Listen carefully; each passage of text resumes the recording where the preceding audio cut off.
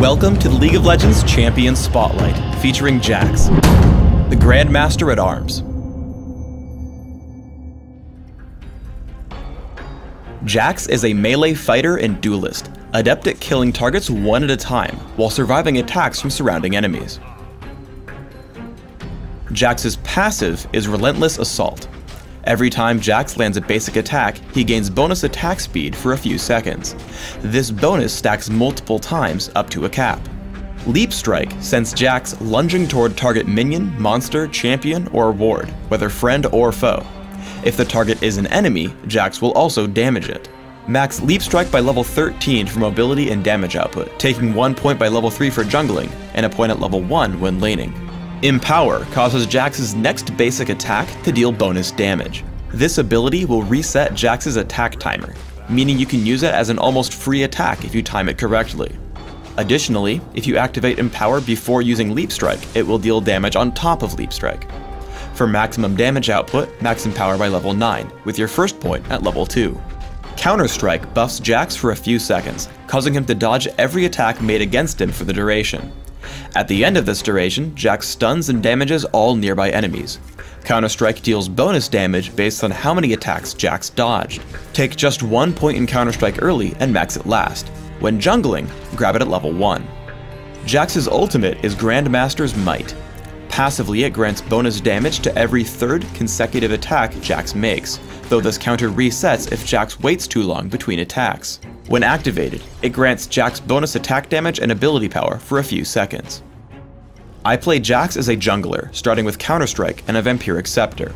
Upon reaching level 3 for Leap Strike and killing the Lizard Elder, look for a gank. I spot the enemy Annie in mid lane. I approach the brush and signal my teammate. I Ghost, trigger Counter-Strike, and Leap Strike enter range. I stun her and continue damage output with Empower. As my teammate flashes into range for the stun, we pick up First Blood. Specifically look for ganks when your lane is pushed to your own turret.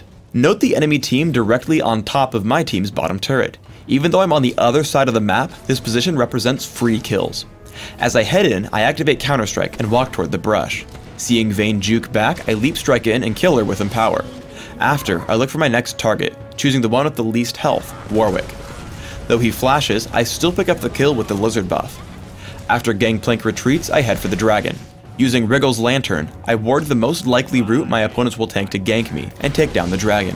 The massive attack speed from Relentless Assault ties in well with the bonus damage from Wriggle's Lantern, Empower, and Grandmaster's Might, resulting in a much faster dragon kill than almost any other champion.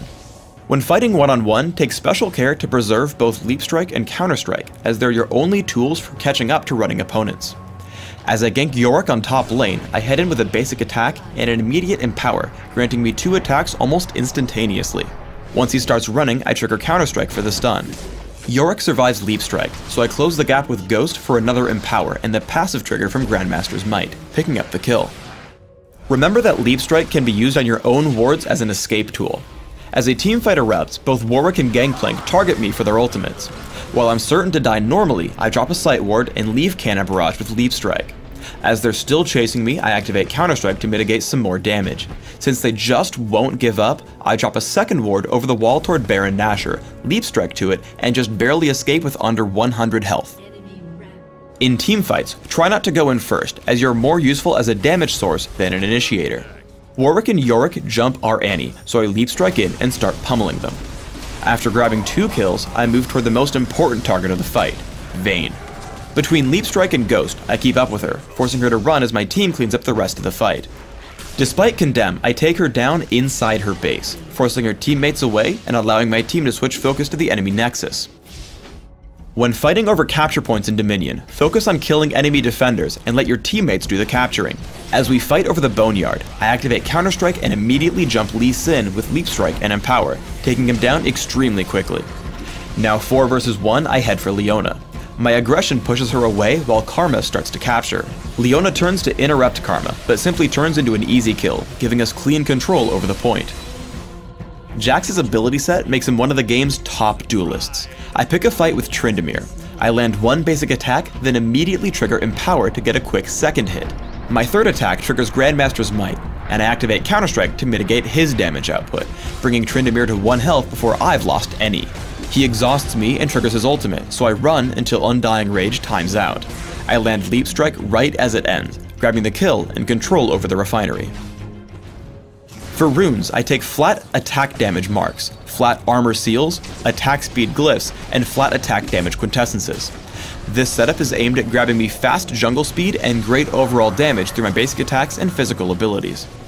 In Classic, my masteries are 26-4-0, taking every possible physical damage increase in offense and reducing minion damage wherever possible in defense. I also take Smite and Ghost to jungle, mastering both. In Dominion, I place all 30 points into the offense tree, making sure to add magic penetration and substituting out Smite for Ignite. In Classic, open with a Vampiric Scepter when jungling, quickly adding Boots of Speed and upgrading to Wriggle's Lantern. Then consider Mercury Treads or Ninja Tabby, depending on what damage type is most prevalent. Grab Phage first as you work toward Trinity Force. Always make sure you can survive the enemy team, considering items like Atma's Impaler and Guardian Angel for physical damage, or Hexdrinker and Quicksilver Sash against magic. When looking for more damage, look toward Hextech Gunblade and Ginsu's Rageblade. In Dominion, you'll have very similar build goals. Start with Prospector's Blade, Boots of Speed, and 2 health potions. Choose either Ninja Tabby or Mercury Treads based on damage threats. Then consider a number of damage options like Trinity Force, Hextech Gunblade, and Ginsu's Rageblade. If needed, also investigate defensive options like Odin's Veil and Guardian Angel. Thanks for tuning in to the Jax Champion Spotlight. Please subscribe to the Riot Games YouTube channel above, and don't forget to thumbs us up just below the video.